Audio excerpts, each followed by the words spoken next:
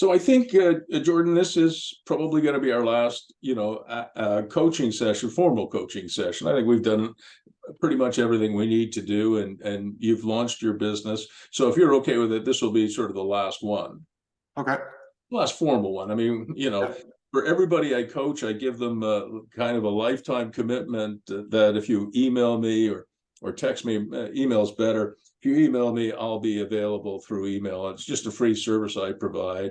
I still get emails from students from 25 or 30 years ago, and they ask me for advice, and I do my best to do that. So I'm supporting a few thousand people that way, as a coach, as a mentor, as a teacher, whatever else. What keeps you so busy? Well, it's part of the job, and I like to hear that from people. So you and I expect we'll keep in touch. Well, that creates loyalty, right? It's your brand. And I treat all my former students, and some of them are now 50. That tells you I'm getting old too. So when your students your first student starts to turn 50, you're getting older. But I treat them like my disciples. Jesus had 12 disciples. I think Muhammad had 5 or 6.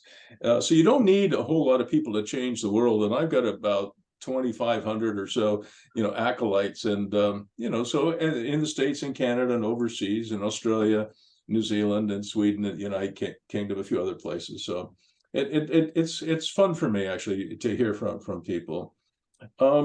We were starting, I think, and it would be worthwhile spending a minute or two on what's going on with Dale Keeler and Viraj Tanna across the street. And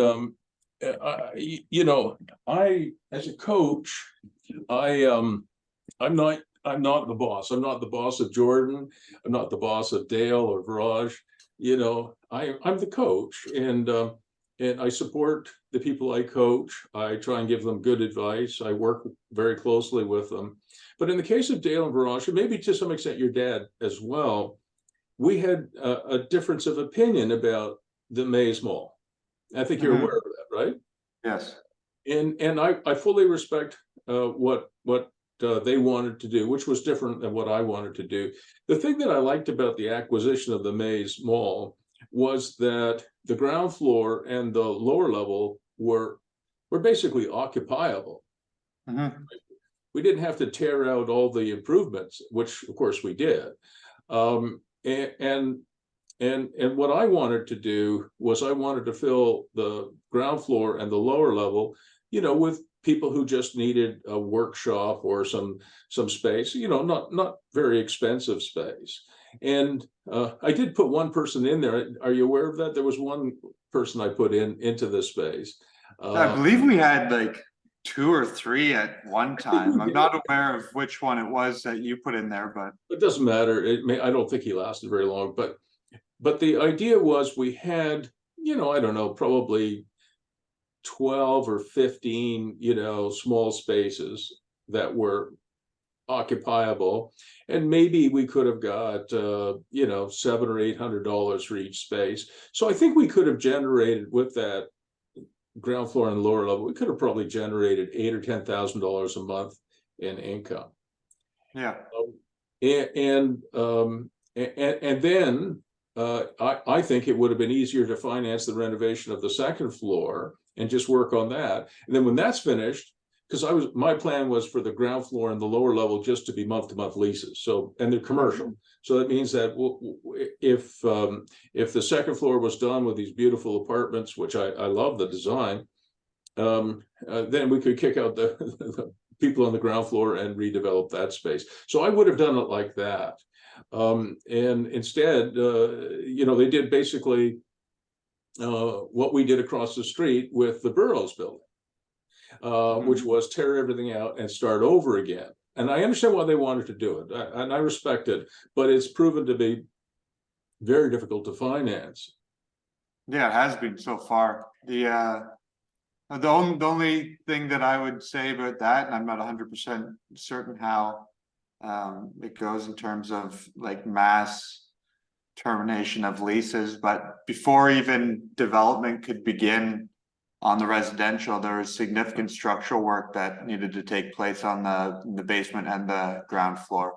Yeah, I think that is true. Still, you know, You need some cash flow to support a job that size if you're not independently wealthy or don't have access to those funds. well, you know, I mean, it's not news to you. The Burroughs building was supposed to cost, I don't know, $2 or $2.5 million and take less than 2 years, and we're now well over $5 million, and most of the money came from your poor professor. So, you know, some from your dad, obviously, too, and for a few others, but yeah, that it's been tough, and you know, I've been trying to refinance the building now for 8 months, and this is the toughest environment I have faced in my career in real estate. I started in real estate in 1983. You know, I lived in Australia from 71 until 83, and I came to Ottawa in 1983, and I went through a recession in the 80s when interest rates went to 18 or 19%. Then there was a tough recession in the 90s, or I think there were two in the 90s, and then there was one in 2008, 2009. So I've probably been through 1, 2, 3, 4. This is probably my 5th recession, and this is the toughest. I'll tell you. And even back in the 80s, when interest rates, you know, like if you got a mortgage in the 1980s, Jordan, that was 13%, you got a good deal. Yeah. Interest rates were 18 or 19 or 20, 21, 22%. And I remember I had some mortgages at 13%, which was, oh, people say, oh, that's a really good rate.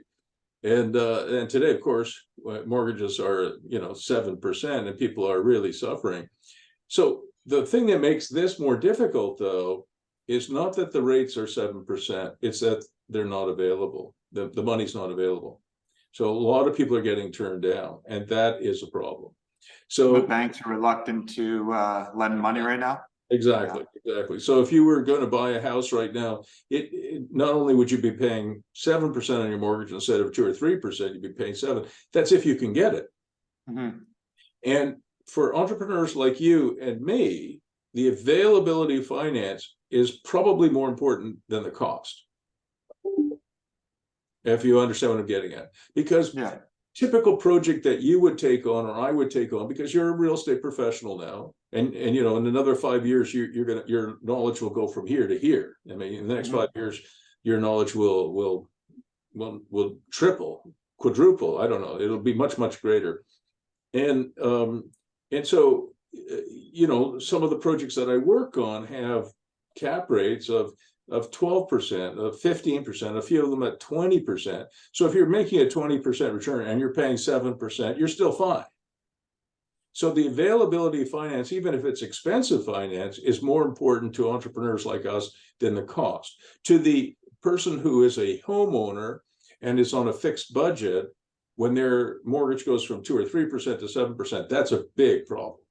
Absolutely. Right? Because the cap rate on a house that you own in Toronto is probably 3%.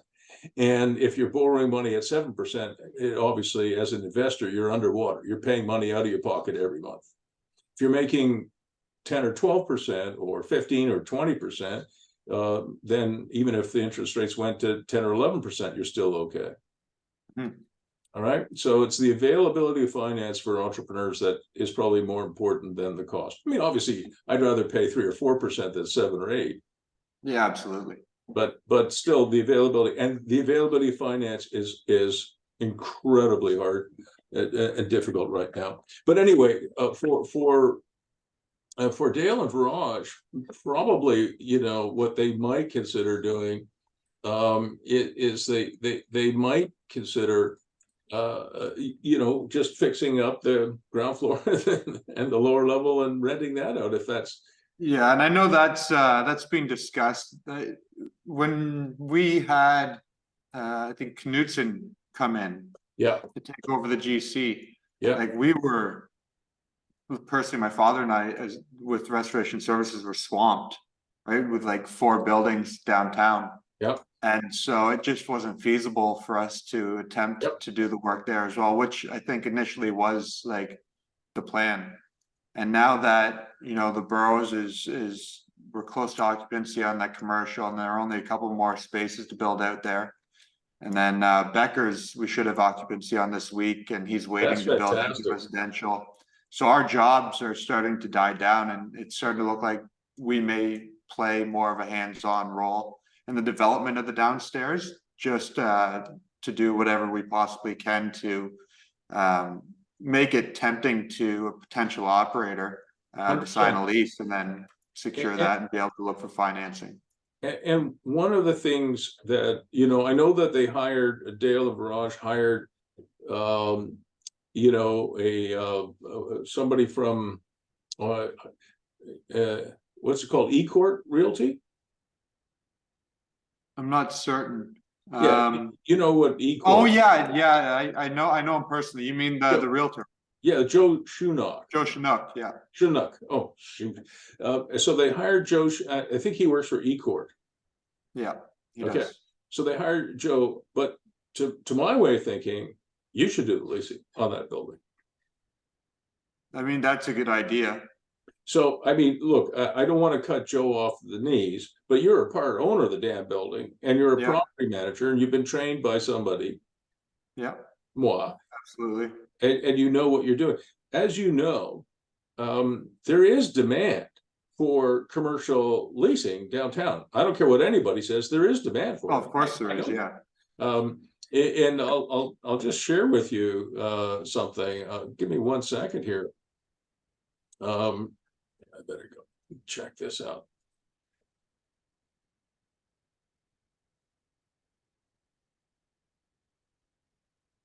Oops. I mean, here over the last year and a bit, year and a half, I guess, just have a look at, this is my file folder. Here it is. You should be able to see it on your screen now. This is 253 Front Street, or 249-253 Front Street, Belleville, leasing. And look at all the entries here. You see all those? Okay, so that's all interest in the leasing. That's not all the leads. I've got another file with the leads in it. These are people, you know, you can see some of them are residential. I mean, you know, but you can see Gabriel Pizza here. There was a golf guy. Of course, Jennifer Putman did lease some space there. The lawyer, Liam Rafferty, Loyalist College, you know. So Donini Chocolate, these are some realtors who called. I mean, I don't know exactly how many commercial leads I had, but I probably had, in terms of serious commercial interest for the 3 bays, I probably had 20. Okay. Yeah, there is a lot of interest down here. Especially, I mean, people see the potential in the economy, especially in downtown Belleville, and the growth it's going to experience. Yeah, well, I don't have to tell you, Belleville is growing at an incredible rate. I mean, it's incredible. I mean, not just the downtown, but the whole city is it'll be at 60,000 people, I think, in no time. That's great. So anyway, one of the suggestions I, you know, was going to make was that you know, you should talk to Dale and Viraj if you want to, but you should, in my opinion, and ask them to allow you to have a go at the leasing. You know, I don't think Joe and E-Court will do the same job that, in my opinion, you can. Well, they don't hold the same interest in the property that I do. Right? They don't. And so what I was hoping you could do is you could put up some Albrecht, you know, 4 lease signs in the window of the Maze Mall. And the other thing that I think they're doing wrong, and, you know, maybe that's not the right way. It's at least something I wouldn't do. I would do it differently. People in Belleville do not understand what, say, $24 per square foot triple net means. They do not know. Okay, so if you're going to lease some space in the Maze Mall on the ground floor of the lower level, quoting $24 per square foot triple net, or whatever the number is, you know, people would just go, what the hell is that? Just scroll past it, yeah. It just goes right over their heads. So what I suggested is to do what I did, what across the street, which got me at least 20 leads. Maybe there's 30, but there's quite a few of them. which got me leads, was I would identify a space, say it's 1,000 square feet, and say I wanted $24 a square foot per year, triple net. So that means I would want $2 per square foot per month. I have 1,000 square feet. I could say I have 1,000 square feet. You can rent it for $2,000 a month plus HST, plus you have to pay your part of the property taxes, utilities, and operating expenses.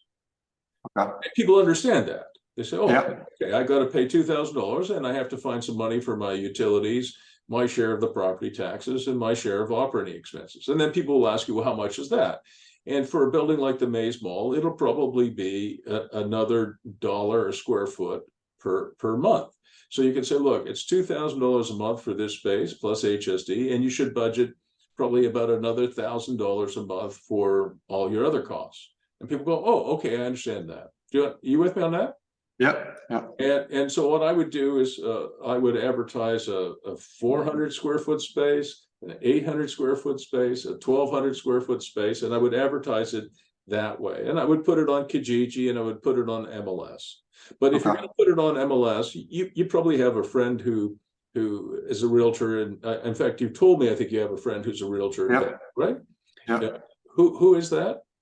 Well, Dominique McIntyre. Yeah. Does Dominique do any? I met Dominique. You did meet Dominique, yeah. Yeah, she wasn't too interested in what we were doing, but either Dominique or somebody else could put it on MLS for you as just a mere posting.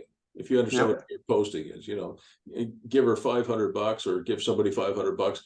They put it on MLS for you, and when they get a lead, they just simply say, "Hey, listen, I'll let you transfer it over." They just pass it over, because you don't really want anybody to negotiate the lease other than yourself. Yeah, of course. So I mean, that was a suggestion. I mean, in terms of building your business. Yeah, I think that's a good idea. All right, so you'll take care Reach of out to Dale Barrage, yeah. Yeah, and let them give you a shot at it. And by the way, you should get paid for that, right? Yeah, of course. Now, did you have any luck renting Lindsey's apartment for the end of the month? I haven't. I've received some interest, but people are looking for 1 bedrooms. The one individual is looking for the 6 months, didn't respond after I told them the rent was an increase if the lease term was shortened. But other than that, I haven't had any like concrete interest to view the property, so I'm thinking about just sponsoring the ad to get it in front of more eyes. Yeah, so with Kijiji, I do paid ads. Did you just put a free ad up? Yeah.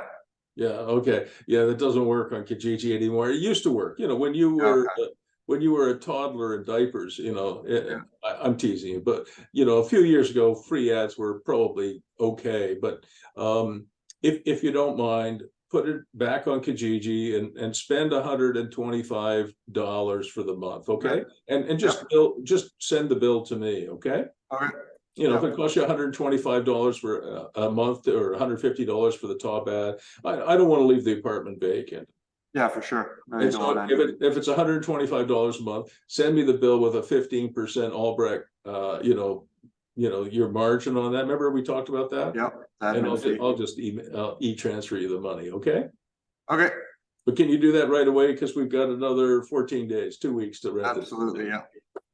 But in future, when you're doing ads for Dale and Virage, if that happens, always paid ads. Yeah, do the paid thing, because the free thing, you get within a day, you're buried, on page 5. Okay. And nobody sees it. All right, so give it a shot, and like I said, just send the bill directly to me, okay? Sure. All right. So I sent you this morning something, and we're not going to spend a lot of time on it, but I sent you this morning updated guest agreement. Yeah, and I just wanted to make sure we got it on the oh, come on, Firestone. I just want to make sure we got it on the record here. Now I've done something stupid with it, like I closed it or something like that. But just let me find it one more time. And I'm just, like I said, I want it to be in the record.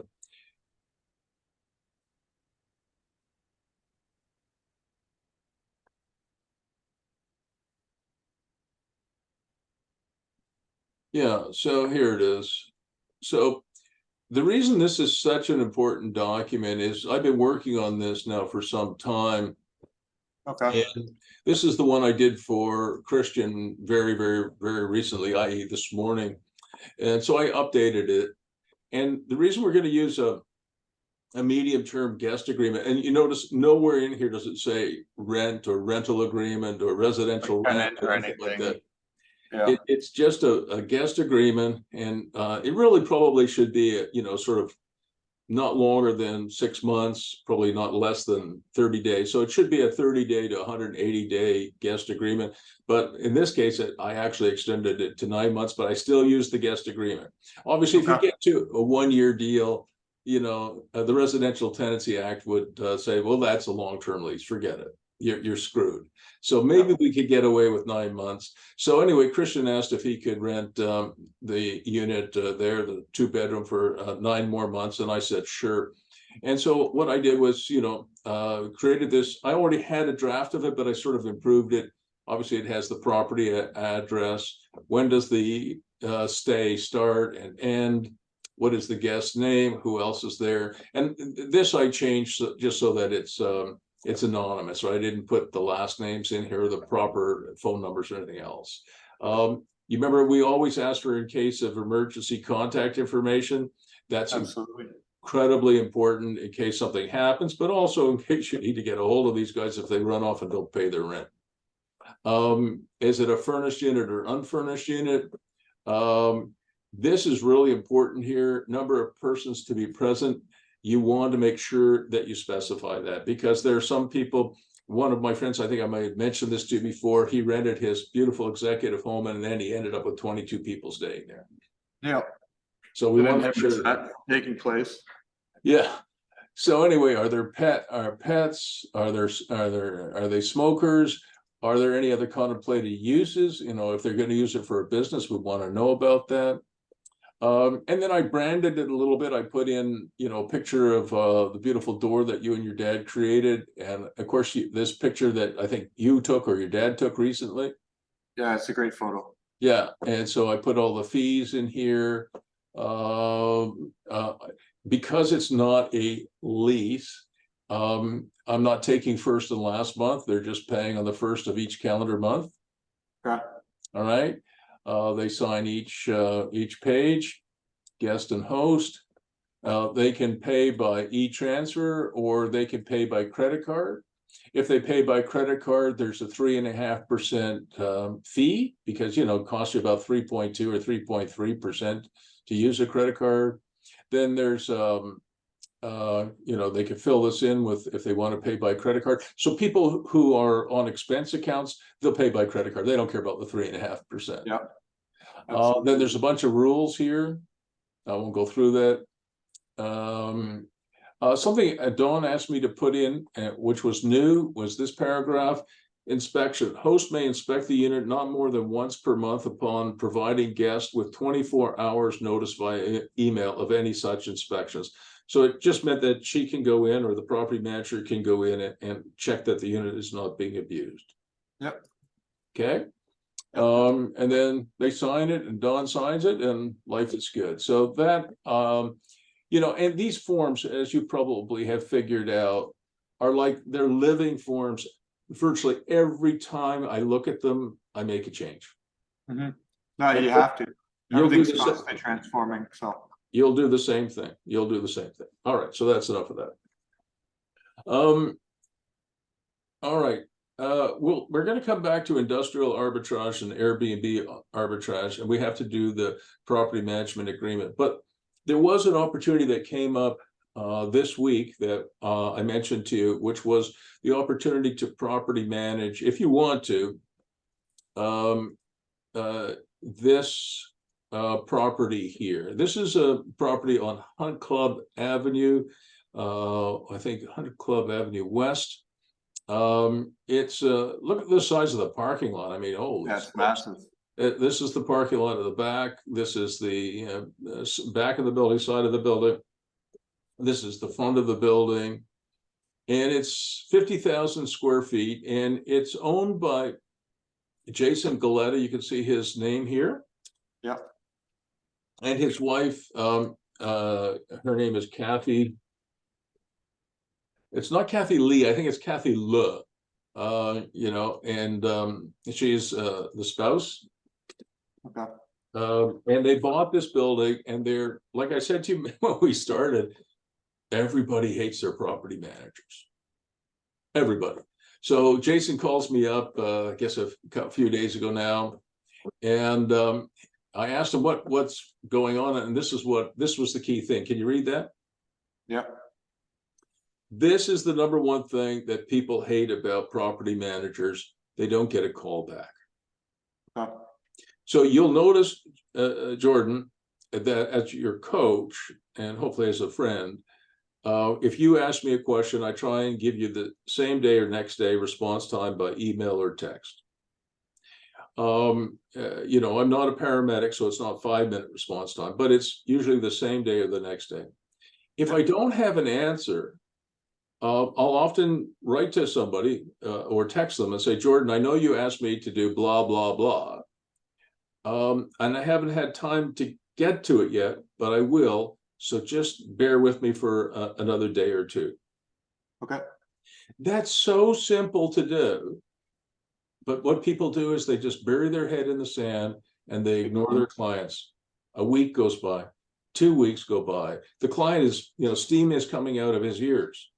Yep. Don't do that. No. Even if you don't know the answer, you just, you know, you just say, look, I don't know the answer yet. I'm working on it. Bear with me.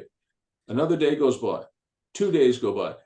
Then you do the same thing. You say, look, I still don't have an answer, but I haven't given up. Stay with me. Right? Yep. That is incredibly important. Now, on the leasing side, I did something else just before we got going. I checked the zoning of this place, all right? In Ottawa, we have something called Geo Ottawa. I'll show it to you. It's a site that's available to anybody. It's called Geo Ottawa, maps.ottawa.ca, Geo Ottawa. And you can go and find the zoning for any site in the city of Ottawa. Okay? Yep. I'll put that in the chat box for you, because if you're going to do some work in Ottawa, you're going to need this site. Trust me on that. I'll put it in the chat box so you have it. All right. And so I checked the zoning of this site, and I got really interested in it. Here is the zoning. Shoot, where is it all? Okay. So the main, because it's very close to the airport, the main uses are airport and related facilities, light industrial uses, parking garage, parking lot, truck transport terminal, and warehouse, which is not bad. But then when you check through the rest of it, here are a bunch more uses, and I'll put this in bold as well, and we'll just go through it. You can put an automobile service station there, bank, a bar, a convenience store, a drive-through, which is cool. A hotel, that's very important. I'll tell you why in a minute. Office, payday loan, I guess, place of worship, research and development. You can put a restaurant there, a technology industry, etc. And then I found there were some additional uses. Sorry, I'm going back up here. Additional uses. If you dig through the zoning, there's additional uses, which is medical facility, which is what Kathy, his wife, John's wife, or Jason Geleta's wife does. Medical facility is permitted, and a retail store limited to a pharmacy. So you could have a pharmacy here. So in terms of leasing, wow, it's pretty big. Yep. And what I was really excited about from the point of view of property management is that they have 10,000 square feet, I think, on the ground floor, and 10,000 square feet on the second level that's empty. That's an opportunity. You had to fill that out, yeah. Yeah, to fill it out. So, what I was thinking in terms of zoning, so that's the zoning. What I was thinking in terms of uses to fill it up, these are the uses that might actually work pretty well in this location. You know what many offices and co-working spaces are. Absolutely, yeah. You know, in 10,000 square feet, you're going to have a hell of a lot of offices. The other thing that I'm thinking of is some of my clients who have office buildings that are like 1/3 empty, sometimes even more, maybe half empty, is they're allowing people to come in to their office buildings and just use it as a workshop. Okay. I mean, what are you going to do? I mean, if you have an empty office building and somebody wants to, you know, I don't know, do some kind of, you know, basket weaving in there, what the hell do you care whether it's office work or it's a workshop? Yeah, if they're paying, they're paying. What's that? They're paying, they're paying. Exactly. So, and you know, the zoning appears to allow co-working spaces, mini offices, but because there's hotel zoning here, you could use part of this building for Airbnb. 100% digital concierge. Digital concierge hotel. So, I mean, I have no idea whether, you know, this makes sense or not, but I wanted to show you something that a client of mine has done. They own a number of buildings that look kind of like this. So they have these large apartment buildings. It's Homestead, which is based in Kingston. You probably have heard of them. They're big. They've got 30 or 40,000 units, so a lot more than you and me. Yep. And they were having trouble with their ground floor space. Ground floor space in these apartment buildings doesn't rent very well. You know what I mean? It's tough to lease these commercial spaces. So what I suggested to them was, why don't they turn the ground floor spaces into Airbnbs? Great idea. They have the same zoning here. They have the residential, but they also have the commercial zoning, and they have hotel in their zoning. So what they could do is they could put, you know, a nice residential unit here at grade. They could refashion the sidewalk so they'd have a little patio here, maybe put a bench out here and a barbecue or something like that, and people could use this as an Airbnb. Sure. What did they were they welcoming your suggestion to? They loved it. They absolutely loved it. And they oops, sorry. and you know, you don't have to go too far to find places. I mean, I think this is, yeah, Venice. There are lots of Airbnbs at grade. You know, people seem to like it. You know, they're part of the world. So I'll show you what I was getting at. I'll do one of my terrible drawings, and you'll see in a second what I'm getting at. Here, I'll share the other screen with you. So what I suggested, this is Homestead. They love this idea because they don't really like commercial. I like commercial, but they hate it. Why is that, do you think? Well, because they're not good at renting commercial. They're just not good at it. They're very, very good at renting residential. Like when you have 30 or 40,000 units, you better be good at it. Yeah, of course. But commercial, they're horrible. And many of their units, you can see these units were vacant like for 3 years. How would you like to have a building that had vacancies, you know, for that long? So what I suggested to them is, you know, that they would, I don't know, you know, they would, you know, they would do literally a little patio here, sort of like this. You'll see what I'm getting at. You got to remember, I'm an engineer, not an architect, so my drawings are horrible. Mm-hmm.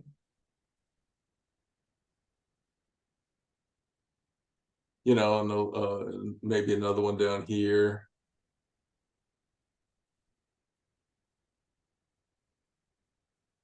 You sort of see what I'm getting at? Yeah, I suppose they would have to look into the I'm wondering, is that parking signs because that's a fire access point?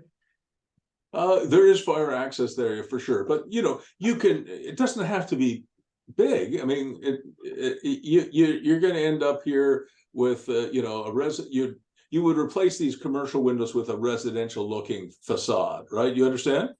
Yep. And you'd put, you know, a bench out here and a barbecue out here, or something like that. But I think you could absolutely reconfigure this, and I know that Homestead has done it in a number of buildings. You could reconfigure it so that it looks, you know, it looks very residential, but it is in fact commercial because it's Airbnb. Yeah, that'd be fantastic. Have a slider there, walk out onto the patio. Oh yeah, and the neat thing about it was that if these are your Airbnb units, people don't have to go inside the building, up into the building, and disturb everybody upstairs. Individual access, yeah. They have access from the outside. You know what? It just occurred to me, I wonder if you could do that in Belleville, because they have hotel zoning. I mean, we have hotel zoning too. I got into a little dispute with the guys when they were bringing in that Airbnb bylaw, control bylaw in Belleville, and they said, well, you know, you'll have to do this, and you'll have to do that, and we could turn you down. I said, you can't turn us down. I said, what do you mean we can't turn you down? I was talking to the bylaw guy, and I said, we have hotel zoning. We don't need anybody's permission to run a digital concierge hotel. Oh, no, you do. No, we don't. And that I will go to the Supreme Court of Canada if you'd like to test it. I sat and I reviewed all of the general meetings that they had regarding the council meetings regarding the implementation of that bylaw and the creation of that bylaw, and it appeared to me that they had absolutely no idea what they were talking about as they were creating it. It was simply just the means of them being able to collect the MAT tax from those who were obviously running them without a license. Exactly. No, and listen, I understand why they wanted to. I'll just get rid of that now. I don't need that. So I understand why they wanted to you know, like it's just a money grab, right? But yeah, of course. I mean, if it goes into the city, and I mean that's fine as long as it's going to be used towards like improvements and further development. Then I mean, so be it. And the other thing that I was hoping is that that, you know, I'm thinking of something now. I got an idea for Dale and Mirage and for you, but you're going to use it, not them. You're going to use it for them. We'll come back to that in a second. Yeah, I got an idea. So anyway, so when we started, when Homestead started to do this, Jordan, the city of Ottawa and a couple of other cities where they have rules say, oh, you can't do residential at grade. It has to be commercial. That is the zoning on this particular property. It has to be commercial at grade. So they said, we're not going to give you a building permit to convert this at grade stuff to residential. And I went ballistic. I said, are you guys full of BS or what? Again, this is hotel zoning. This is a digital concierge hotel. This is an Airbnb listing. It is subject to HST. It is not a residential use. It's a hotel use. And eventually we got the building permit. Yeah, of course. So one of the things I've tried to teach you over the last 5 or 6 months is what my dad told me, and probably your dad told you, never take no for an answer. Yeah, of course, challenge any aspect that you can until you get the favorable outcome. Except for a girl. Right? No means no. No mean, oh, well, in that term, yeah, I know what you're saying. No means no. I mean, you know, I taught my 2 boys, you know, to respect women when they were little boys. I said, you know, don't hit your sisters. You know, when you grow a little bit older and a girl turns you down for sex, that's it. That, you know, you don't do any more, right? You stop. Yeah, you get yourself in a lot of trouble otherwise. Well, it's also human rights, you know. I mean, if you were, we don't know what it's like to be a woman, but I could imagine if you or I were a woman, or if a man tried to, you know, have sex with you or me, that would be pretty unpleasant, I think, for at least for me and for you, because we're not oriented that way, and we would be some offended, right? So you could imagine, you know, how threatened a female can be. So I taught my boys that. But in terms of taking a no from a planner who knows nothing, I mean, these people are very ignorant. We said, to hell with you. And we threatened them with a lawsuit and all kinds of other things. And eventually they buckled and they gave us they gave Homestead the building permit. Okay. Yep. All right. So that's enough of that. So it just occurred to me. Something just occurred to me about the Maze Mall. So hang on, let's see if I can find some pictures. I might have had a brainwave. I don't know, maybe not. You'll tell me. But I might have had a brainwave that might save their friggin' bacon. Let's see if I've got some pictures.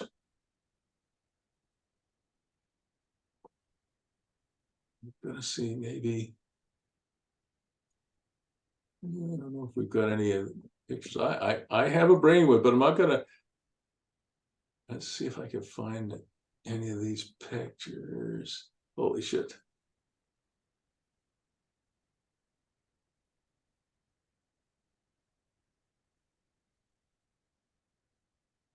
Okay. If I can't find it, I can't find it, but I'll keep looking. Oh, I'm a genius. So it just occurred to me that maybe we could do something to help Dale and Viraj.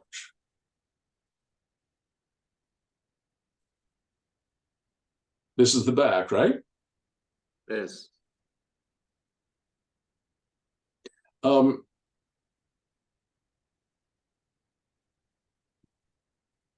I wonder if we couldn't redevelop the back, because I don't think there's any structural issues back here, right? No. I wonder if we couldn't redo that as an Airbnb unit, like, because it faces the river. And because there's remember, I have two apartments approved for the ground floor. I went back to the committee of adjustment to get that approved. Do you remember? Yep. But in this case, if it was going to be an Airbnb unit, I don't think you need to go back to the committee of adjustment because it's a commercial use.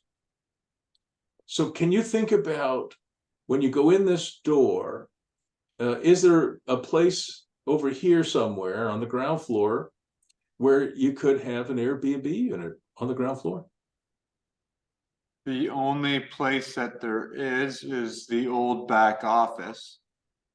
And so that entrance wouldn't impede any work that would need to go on after that. So the whole back of that area, so that where that steel flashing is or siding, that's the stairwell into the basement. And then beyond that is a unit, is the back unit where we had our office, our old office. You've been there before. But you need windows, right? You would need windows. I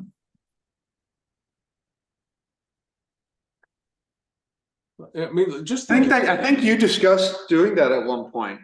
I might have, you know, The possibility, it may have been around the time that you were looking, or that you got your minor variance for the apartments in the back of Burroughs. Yeah. It may have just been like a brief fleeting idea. I mean, sometimes when I have a brainwave, I don't realize I had it before.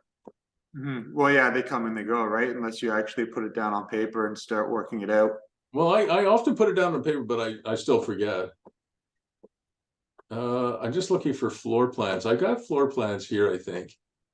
Let's see what we got.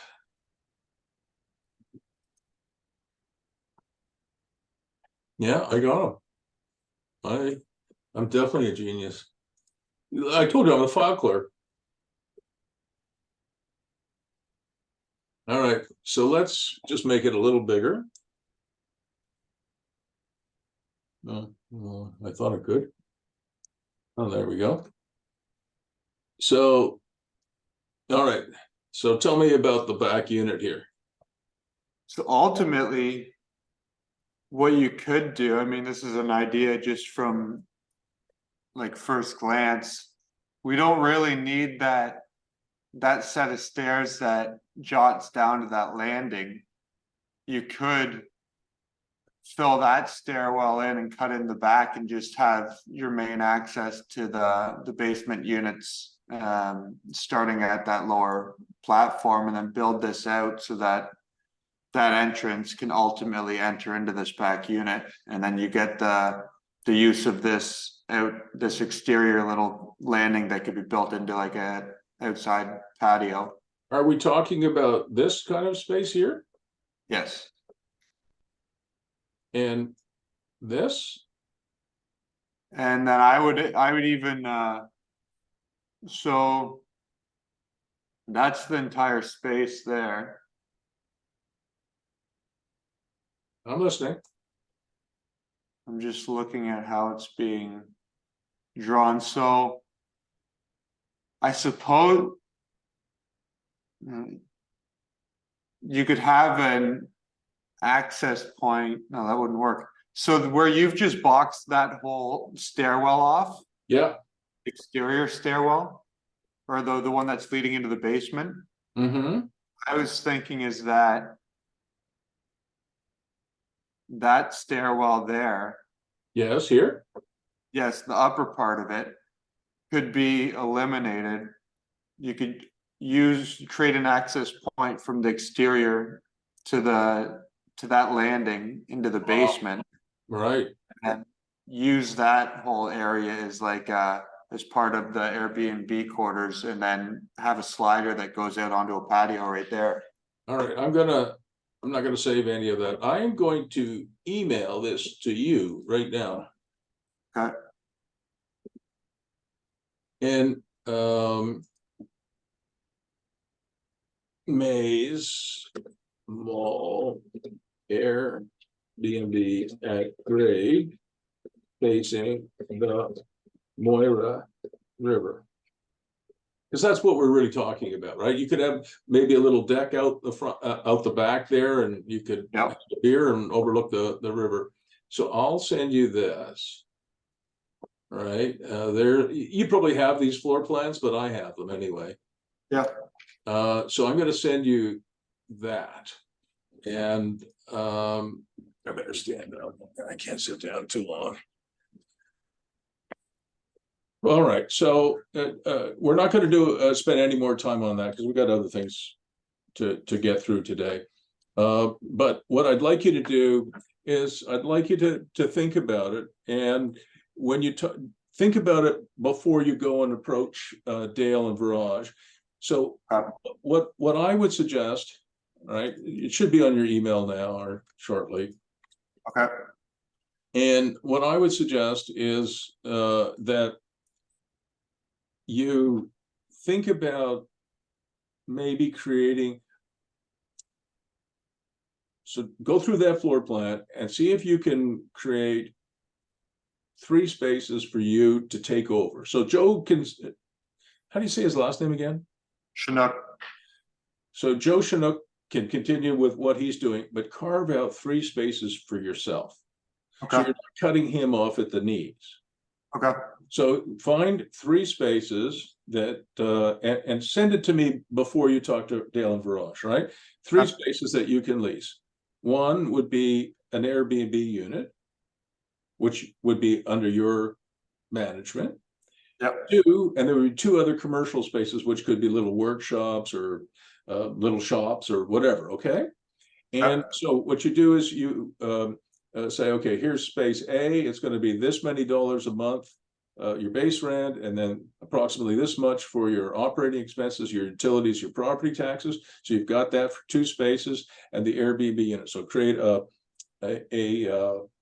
floor plan with 3 spaces on it, and you know, and some ideas about pricing.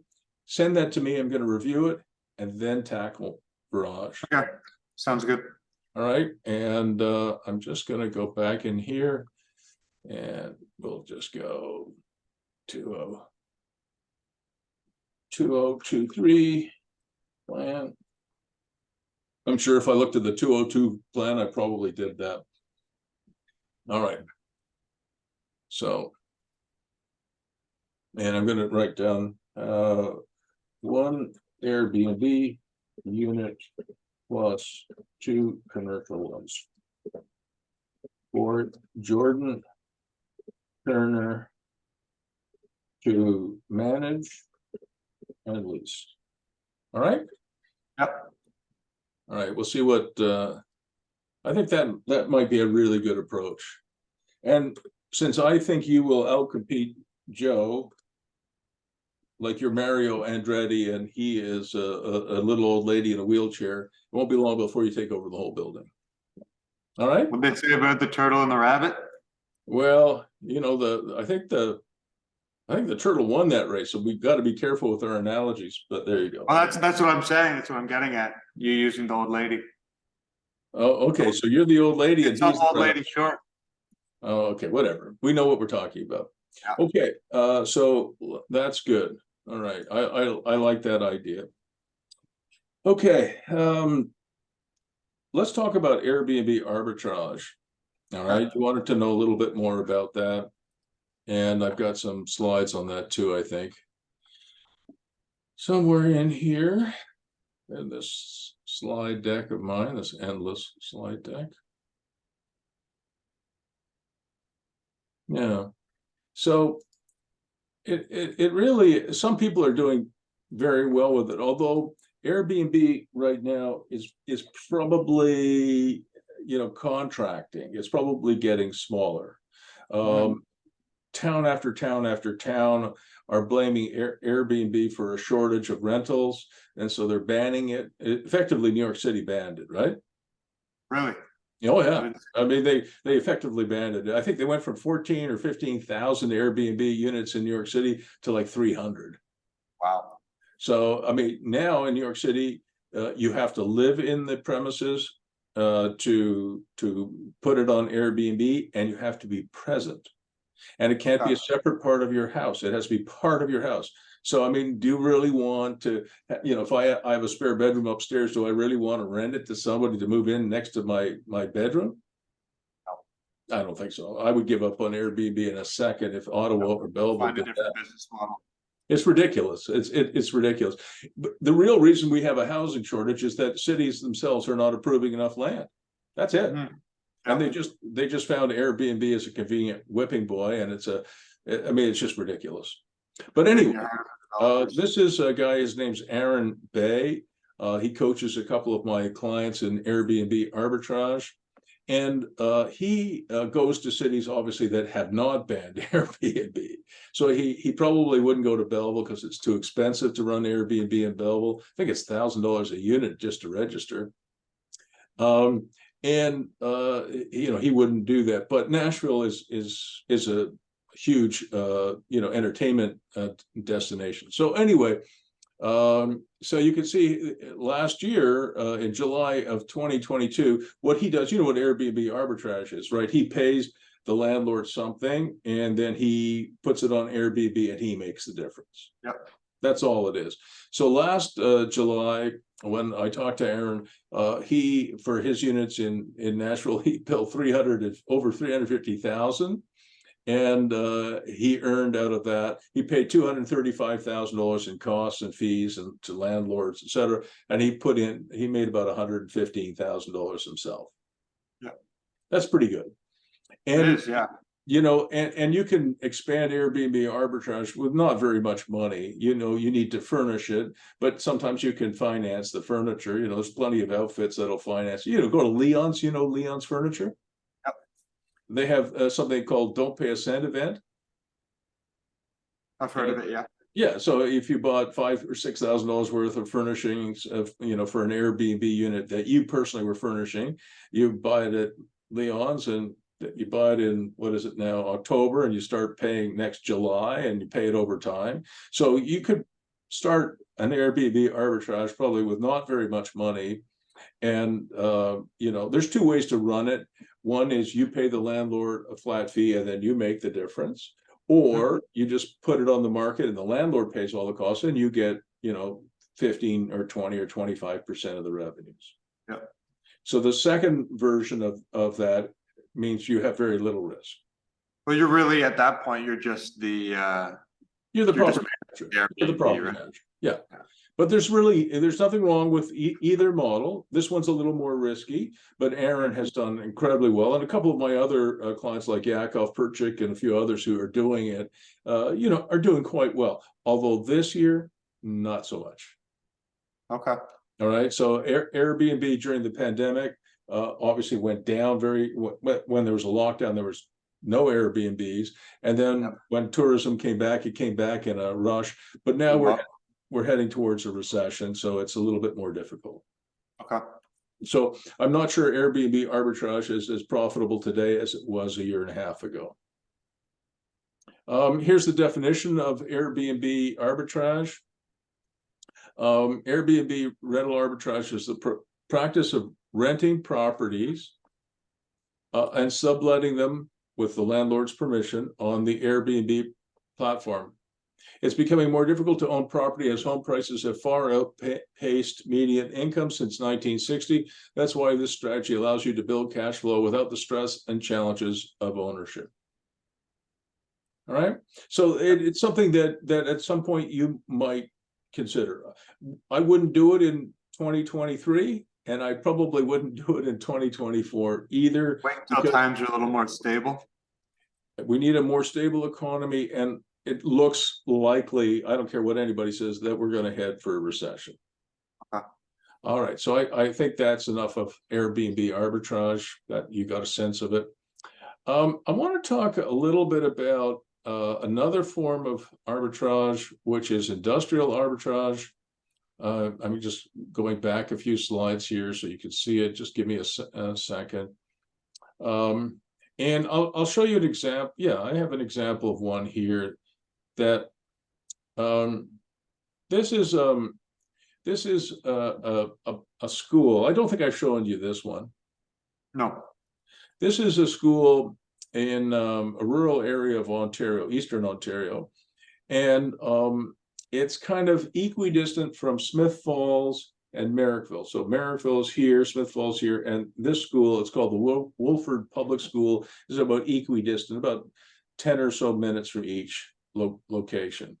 So a client of mine bought this for $650,000. It's a beautiful 16,800 square foot building, built very well, concrete block and fire rated all the way. It's just really well done on 9 acres. He bought it for $650,000. It's a fantastic buy. And I'll just show you, here's the parking lot.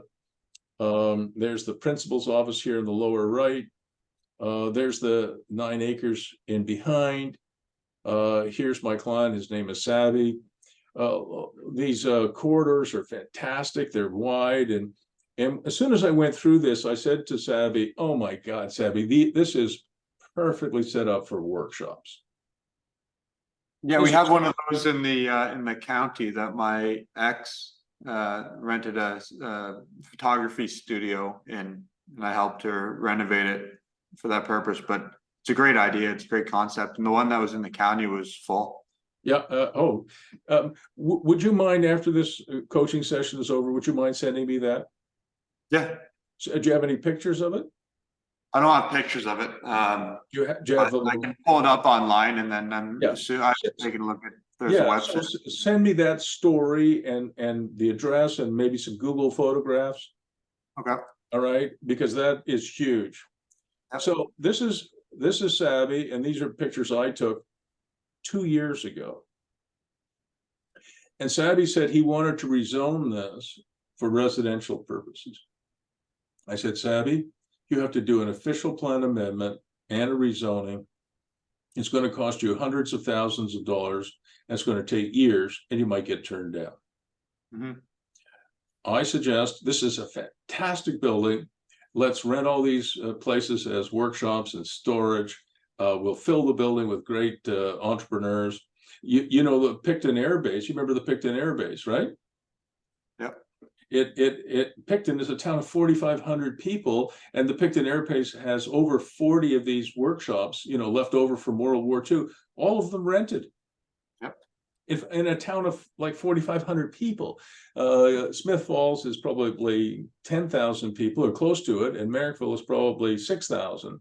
So they've got 4 times the population of Picton. I said so Sabbi didn't listen to me. He listened to his advisors, who I didn't agree with. And, you know, again, I'm just coaching Sabbi, and he doesn't have to listen to me.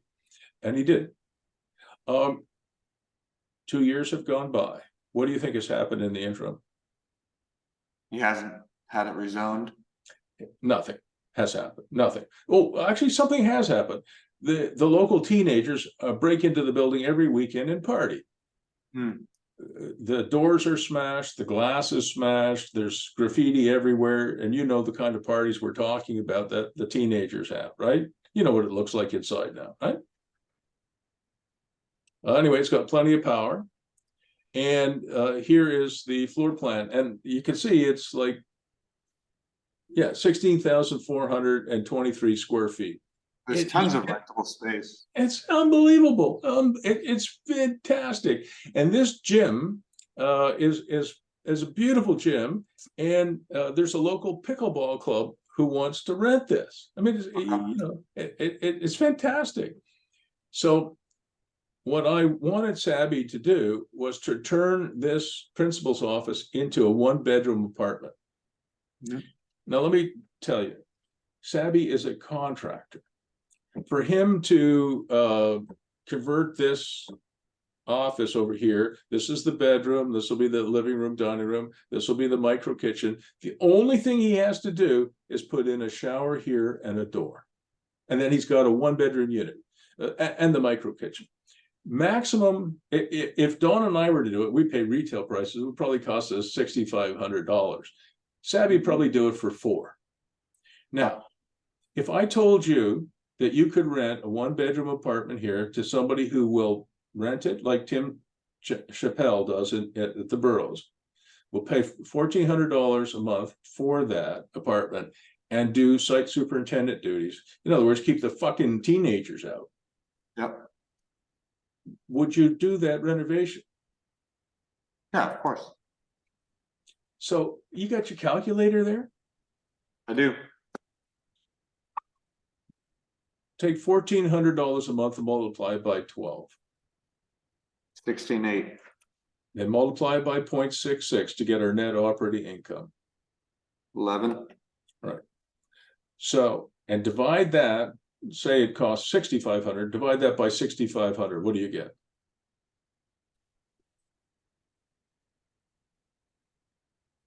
Just tell me the number. 1.7. What is it? 1.7. It's 170%. Yes. So if I told you that you could reduce the vandalism and damage to your building to 0, because every time they break a window, it's another $1,000, right? If I could reduce your damage to 0, and I could create an opportunity for you to get 170% return on investment, would you do that? Yeah, well, of course. And you're making more than 170% after what you no longer have to pay in broken window repairs. Right. So this, and Sabbi still hasn't done it. I talked to him the other day and I said, Sabbi, would you please, please, please, please do this? You got to trust me on this. But this is a perfect industrial arbitrage operation. I'll tell you why. Here are my numbers. I fooled around with these numbers. And maybe the numbers are too high. I don't know. But by the time we've rented all of these classrooms in the gym, you know, for pickleball clubs and photo studios and whatever else, we might be able to generate $18,000 a month on this building. So a young entrepreneur like you could do an industrial arbitrage. Is exactly the same as you come along and say, Sabbi, I'll write a lease, a 10-year lease with 2 5-year options on this building, and I'll pay you, I don't know, $6,000 a month for the next 10 years. Would you do it? I bet you he would have done it. You know, just take it off his books, and then you make all this money. Yep, for sure. That'd be great. You know, if you set up an Ottawa shop, property management shop, if you do, I would introduce you to Sabbi, and I'm not saying you would do the industrial arbitrage here, because I'm trying to convince Sabbi to let me and my two young fellows there, Simon Cordaweg and James McCune, trying to get him to allow me to rent that for him, because I just want to help him out. He's a guy I coach, and I said, if we can generate, even if we generate 10,000 a month instead of 18,000 a month, it's like a no-brainer. It's better than losing on it. Well, it costs him $7,000 a month to hold on to this property. Yeah, it's crazy. And he's done it for 2 years. And if I were to show you the photographs of what's happened in the last 2 years, you would be very disappointed. I went there again. I hadn't, you know, if people don't pay attention to their coach, me, that's fine. But I don't continue to coach them, right? Like I don't coach Dale and Viraj anymore. I love those guys, but they have their own ideas and I respect that, but I'm not coaching them. Do you understand? Oh yeah, of course. You know, you just, if they're not going to listen, why pay a coach anything? He's not worth a damn. I mean, because yeah, he isn't. All right, so so put in your notes, and I'll put it in the chat box so you have it.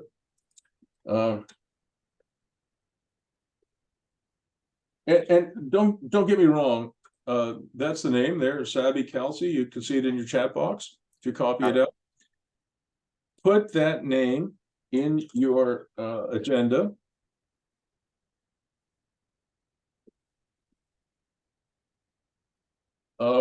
These are, and also of course Jason Geleta and Kathy Le. I think I said it right. It's Le. These are, if you were to come and start or branch out with your property management company, these are people I would want you to talk to. Okay. You might as well manage. I mean, you know, Merrickville and Smith Falls is not that far from Belleville. No. You know, it takes an hour and a half to get there, 2.5 hours to Ottawa, mind you. Now, in terms of Jason and Kathy, I don't want you to answer me today, but in the next 24 hours or 48 hours, if you don't mind, you should think about whether you want to try it or not. Okay. And what I have in mind is something like this. It's a 50,000 square foot building. You should probably get somewhere between $5,000 and $5,500 a month to manage it. That would be pretty typical. That would be about 8%. Okay. And what I was going to suggest, but only if you want to do it, is that we would have a meeting, a Zoom meeting with Jason and his wife Kathy, and I would say, look, I like this young fellow, Jordan, and he has a property management company. It's relatively new, but he is prepared to take it on a trial basis for $4,000 a month, plus HST for a year. And I would supervise you, and they would pay me $500 a month plus HST to supervise you. Because I think they would want that, you know, until you have gained their confidence, right? Developed. The company is relatively new, like you said, right? So they'll develop their confidence, right? So write down $4,000 a month plus HST for a year. And if successful, in year 2, it would be $5,000 a month plus HST. And there would be an additional cost of $500 a month plus HST for Prof Bruce oversight, which they would pay, not you. Okay, you got that? Yeah. Okay. What is your hourly billing rate when you are doing sort of work with your dad or anybody else? What are you charging per hour? 36. Yeah. So what I was going to suggest as far as work for me, at least for now, until I get this refinancing done, because my cash flow is horrible, is why don't you bill me for your time $45 plus HST? Okay. So, you know, I just don't have the money to say I'm going to pay you $1,000 or $2,000 a month. But what I would be prepared to do, if you want to, is give you your billing rate plus a little bit more. $45 an hour is fair, I think, plus HST. And so next month, starting next month, so November 1st, if you spend, 10 hours at the borough's building on property management, you would bill me once a month, $450 plus HST. If you spend 2 hours, it's $90. If you spend 20 hours, it's obviously more. Okay, so we need to determine what would constitute time spent. So it would be property management. So when Dawn calls you and says, "Could you please go and fix the water heater here?" That's property management. Yeah. All right. And now, if they're drafting of any documents, or if if you're you're going to get paid. You're going to get paid for the lease. Remember, we talked about that. You're going to get, when you lease Lindsey's apartment, you get $800 plus HST. Yep. So for leasing, we know you're going to get a half a month's rent. So when something comes up, that's easy for us you and me to figure out. But until I can get this thing refinanced and get my own financial house in order, and I'm getting closer to that, but I'm not there yet. I just thought, and I'm not going to, obviously I'm not going to follow you around and see how many hours you're putting in. Like, I work with a lot of people on a basis of trust. Yeah. And I hope I can trust you, and I hope you can trust me. I'm doing 100%. So if you're preparing a lease, that's covered, right? So, leasing, you're going to get paid for that. If we sell 140 William, you're going to get paid for that, right? So we don't have to worry about that. But for the hours you spend doing property management, so it's not, if you're doing construction, like if we can finally get this damn refinancing in place, and you're doing construction with your dad, say finishing off that apartment or finishing off the stables, that's completely separate. That's completely separate. That's construction. Your dad he'll bill me, or you'll bill me. But for property management, anything that involves a property management kind of decision, including some work that you might do that isn't related to new construction, it's related to, the damn air conditioner's broken. That's property management. Yep. Repairs, maintenance, tenant relations, right? Relations with, answering phone calls from Don or whatever. You just keep track of your time, not to the nearest 5 minutes, but to the nearest 15 minutes or the nearest half hour. Yep.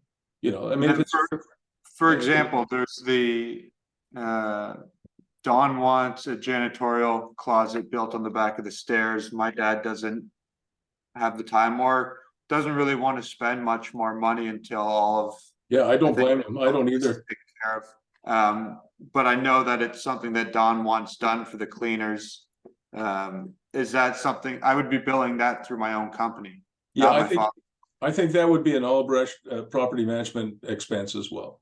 It's almost like a repair and maintenance. Okay. All right, so you just have to use your judgment, right? For sure. All right. There's one thing on William Street. What is that being sold, or is that still up in the air? So, and this would remain between you and I. That's okay. My life is incredibly complicated right now. Yeah. I mean, over $2 million of my money is in that building on Front Street, and lots of your money and your dad's money too, other people's money. So it's been a struggle. So right now we have 140 William Street up for sale, and we also have a duplex that we own in Auto up for sale. But selling today is almost as tough as refinancing. Yep. So if the buildings don't sell, they don't sell. And I mean, I've been contacted by Simon regarding showing the place, and on 2 occasions now I've just been left hanging. The potential buyer doesn't show up, or reaches out to me and says that they can't make it that day, and then doesn't respond further. Yeah, I think that what you're getting today is a lot of tire kickers. Right. So what happens is, people like real estate. You like real estate, I like real estate, and millions of other people like real estate. Yeah. But what happens, unfortunately, Jordan, is that you go to a rich dad, poor dad conference, and they say, real estate's the greatest, and you get all enthusiastic, and you go out and you're going to buy $100 million property, and then you realize that you're qualified to buy an outhouse, Mhm. right? Absolutely. That you can find $500. So unfortunately, there are a lot of tire kickers. So I have no idea what I'm going to do. So the reason for the question is, Julia, the unit is obviously livable, and she corresponds with me often, but there was an issue with the hot water on demand system. Yeah. And so I had an HVAC technician in, and he spent some time on the phone with the service tech from the supplier, and he found that the temp sensor was shot. So she wasn't getting hot water at the kitchen sink or upstairs. So he replaced that. She was getting hot water again, which she still is. And then it turns out that the shower valve, the mixing valve in the shower, wasn't working. So she couldn't have a shower. Oh, shit. Yeah, so then I had a plumber, Foster, replace the shower valve. And now the issue is that she gets hot water because the temp sensor is fine on the hot water on demand system. The water mixes properly, but now she's not getting enough hot water up to the shower to actually shower anymore. And what she has to do is she has to run the bathroom sink on hot just to get enough hot water up to the shower to have a shower. Christ, what is going on with the system? Whoever installed the system didn't install a flush kit. So I've been informed that it's likely an issue with descaling the pipes themselves, flushing the pipes. That can't be done because the flush kit has been installed. So you'd have to install a flush kit. But I already have an invoice prepared for that work, and I don't want to do any more work there with the hot water system until I get approval to do it, because I know that you guys are potentially either moving there or going to sell it, and you don't want to spend a ton of money there right now. I don't, you know, one of the things I have thought about, and I don't know, is I might sell this house that we live in. I mean, it's a nice house. It's not huge, it's middle class, but you know, we might sell this house in the spring, and we might ask Julia and Wendy to move out, and we would renovate that and move in to 140 William. It's just a budget thing. I mean, we also like Belleville, you know that, eh? Yeah, of course. Like I like Ottawa. I mean, I've lived here for a lot of years, but you know, I could do with a change too. You know, maybe it keeps you young. I don't know. So so I don't know what to do, to be honest with you. Okay. Yeah, I wanted to cover that with you because I'm going to send this invoice off to Dawn, but I keep speaking with Julia regarding the hot water, and she's a pretty, I don't know if you've spent much time speaking to her, but she's like pretty old school and disgruntled and wants things done like tomorrow or yesterday, and it's just communicating with her about the issues that are that exist with the hot water now. Oh, it's ridiculous. How much have we spent on this damn thing? That's 1,300. And so now there was. She pays like $800 in rent. I know. I mean, there's no rent. That's the thing. Like, I can't respond to her in that fashion, right? Because I mean, no, I know that. I wouldn't respond to her like that either, but I don't want to spend any more fucking money. Can she take a shower or not? She can, and that's what I'm saying. But now she's complaining that she's going to rack up her water bill. But then we come back to the point that you just made, and she's paying like 30% of what market rent is, 35% of what market rent is. I mean, a two-bedroom apartment, you know, in downtown, the beautiful apartments that you and your dad fixed up, rent for $2,400-$2,500 a month, not $800. Absolutely, plus it's ridiculous. So anyway, listen, I can't do anything more for Julia at this stage. I have to get this refinancing done. I promised your dad and Jan Bar and a bunch of other guys. I you know, plus myself. I mean, I just have to get that done, and I just can't can't afford it. I mean, you can tell Julia Yep. that. It's just that downtown building has pretty much denuded the apple tree of apples. Yeah, for sure. So I'll let her know that. Just you that, let her know what we're doing our best, and she can shower, so she's just gonna have to. she'll have to just suck it up for now. And probably next month, probably once Dawn and I make a decision, we will be giving the ladies notice that they're going to be moving. Because I can't think of, you know, if I can't sell 140 William, my original plan, which was to build a coach house in the backyard and renovate the house, is still a good plan. Oh, absolutely it is. And it makes more sense, I think, if you're living there. So, And yeah, Dawn and I would live in the main building, and we'd have a beautiful little coach house in the backyard to rent. And we like Belleville. We like you. We like your dad. We like all the people we've met in Belleville. I can't think of any that I don't, except maybe the people who are drunk across the street. try not to interact with those. Yeah. Have you had much interaction with those people?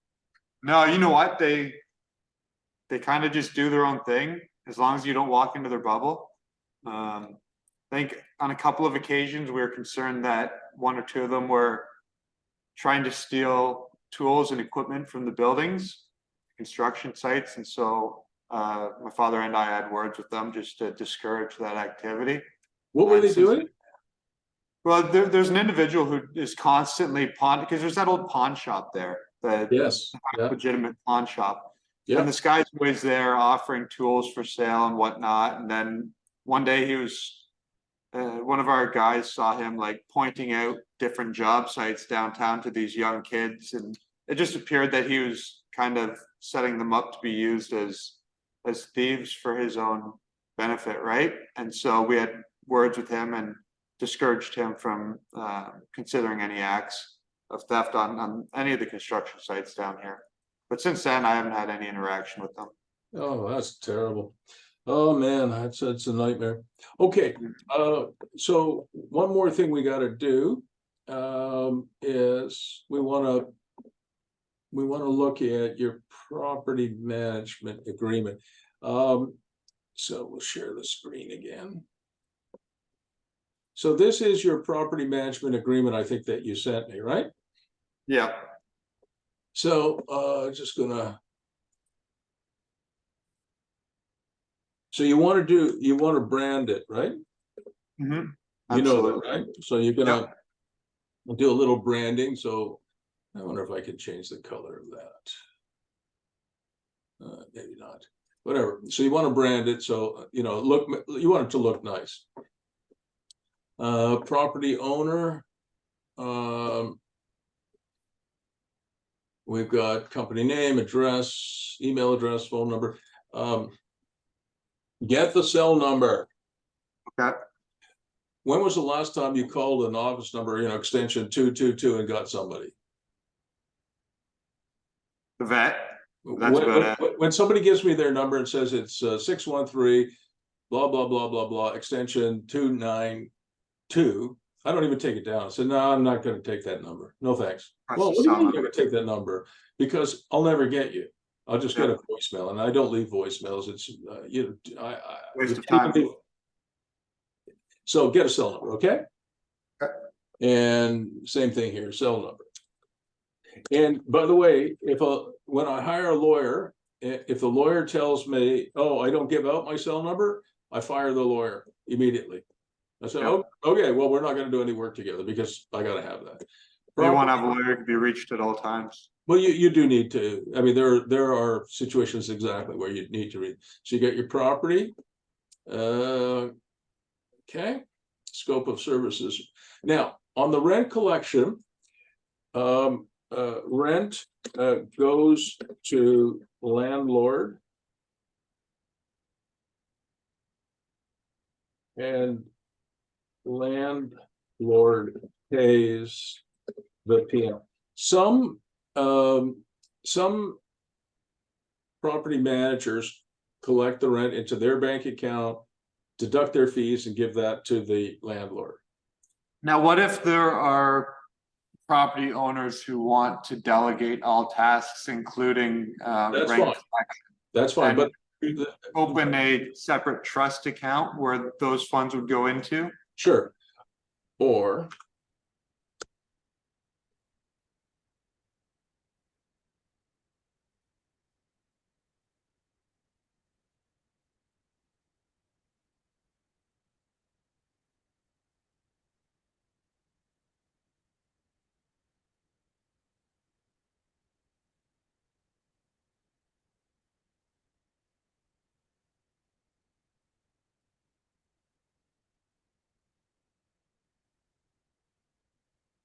oh shit.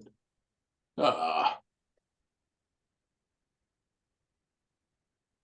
don't know what I did. I just screwed up. Yeah, I did. All right. So rent goes.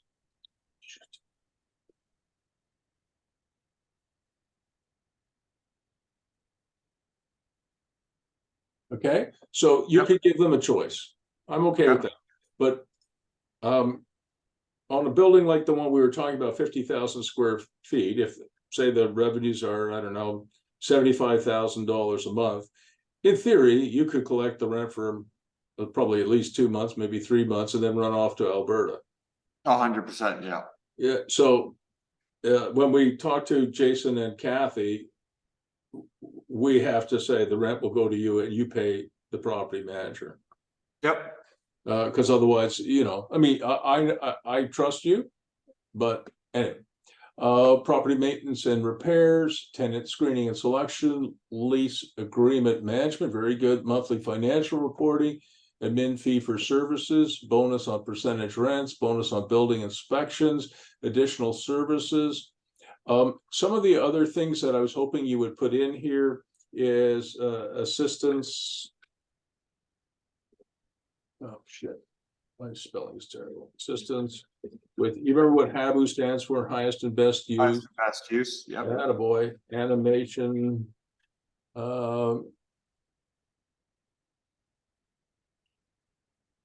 Property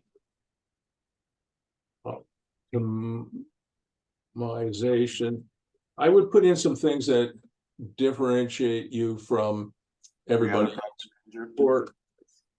Portfolio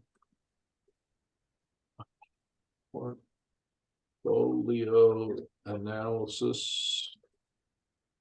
And you know, like, as you know, I've said every couple of years, you should help your clients by reviewing the whole portfolio. And some buildings that have peaked in value, and maybe the cash flow has peaked as well, maybe you sell those and you invest in something else. Yep. So I want you to put in stuff here that differentiates you, makes you different, right? All right, additional services, emergency response, compensation. Yeah, I think you've got a lot of this in here. You remember we had all this stuff here. You've got this, right? Management fee, all this good stuff. I took all that. I think you did. So I think we're okay there. Whoops. I really liked it. Termination or buyout, buyout option, final accounting, governing law. I thought it was pretty good. I wasn't sure though if this was in there. In the event that expenses applicable to the subject property exceed income during a fiscal year, quarter, or month, how do you apply, you know, how you apply this? Do you understand what I'm getting at? Like what gets paid, right? So I'm gonna put this in here as well. I'll see if I can get it all in here. I doubt it, but I'll try. Oh, it looks like you could get it, most of it in here. I got down to notification. Where's notification? Okay. Oh, such notification. Where is it? Shoot. I guess I'm looking in the wrong place. Oh, yeah, I forgot this little bit. I'm going to send you this, obviously. Yep. Oops.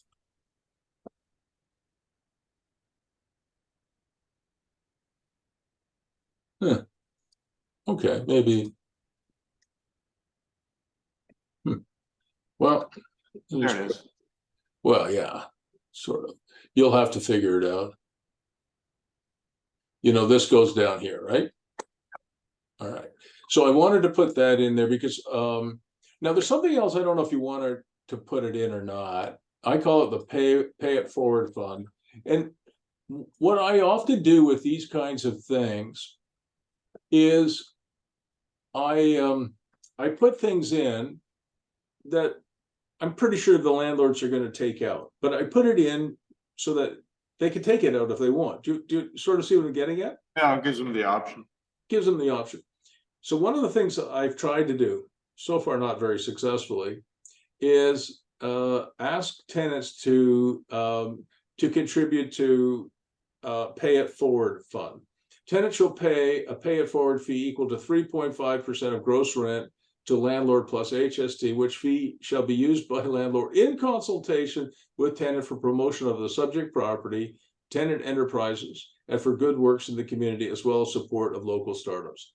I mean, you know, let's say you were renting a workshop in the Maze Mall for $1,000 a month, and you had to spend an extra $35 for a pay it forward fund. Maybe that would work, and the landlord would have something, you know, that would help promote the building, right? And or do something else, right? Yeah. I just put it in there. Now, there's something else that I thought of, which might be really interesting to do as well.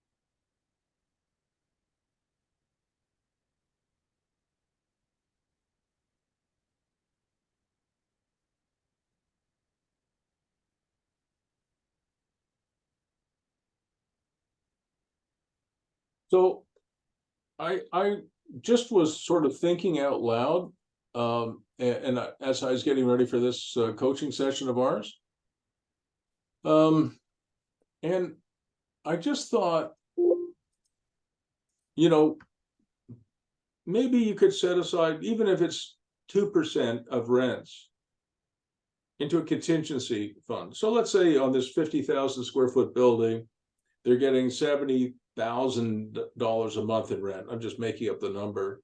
2% would be $1,400. Imagine if you put $1,400 into a separate bank account controlled by you and by the landlord, and it's only for contingency. It's your rainy day fund. Okay. I thought that would That's a be good idea. that would be pretty useful to have. Yeah, for sure.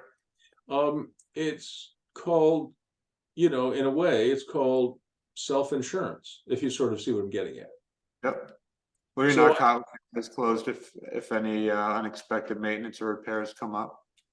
yeah, or things that you can't even think about. Maybe you get sued. Mhm. I don't know. You know, who knows what could happen, right? You know, if you were putting aside, I don't know, $1,500 a month, that's $18,000. In 2 years, you have $36,000, and somebody falls and breaks an ankle, and you got to hire a lawyer, you know, Yeah. because they're suing you. I had in one of my buildings, I had a lady break her ankle, and she sued us, the building owner, because she said that we did not do a good enough job clearing the snow and making sure there was salt down, and it was icy, and she fell and she broke her ankle and she was suffering. I don't know, she sued us for $150,000 or something like that. And it was going to trial. And because I was such a high profile guy at the time, as the, you know, as the owner of the Ottawa Senators, it made the newspaper. You know, Firestone gets sued. There's not a whole lot of news in Ottawa, so you know, you know, man bites dog, that kind of story gets featured. So anyway, So anyway, we were about a week away from a trial, and and an accountant in that building read about it or heard about it on the news and came to see me and said, "Oh, listen, I think I saw that." And I said, "Saw what?"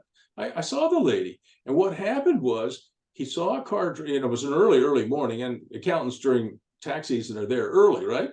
And he said, I came and I was waiting for the elevator and I saw this car. It was like a pickup truck, stop outside the building. And this guy gets out and he goes around to the passenger side, opens the door, and he helps this woman out of the car, and she's kind of hobbles out, and he lays her down on the sidewalk and drives away. And I thought that was weird. And then he went up in the elevator. So it turned out that she had actually busted her ankle at her house. And she and her husband had this idea that, Firestone is a high profile guy. Let's go sue, we'll drop you off there. And Oh, sue him. wow. And so anyway, he gave us an affidavit, and it didn't even get, as soon as we produced the affidavit, somehow or other, the lawsuit went away. That's crazy. We probably What a story.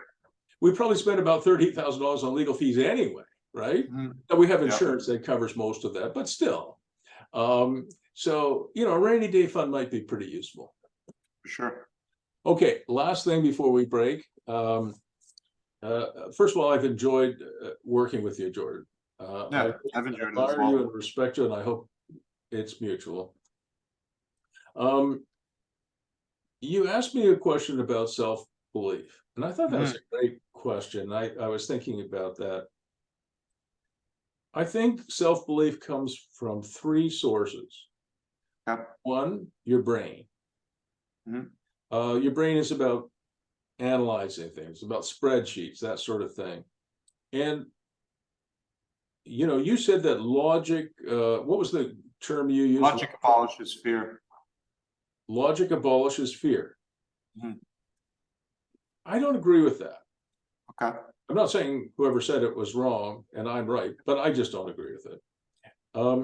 What I think abolishes fear is preparation.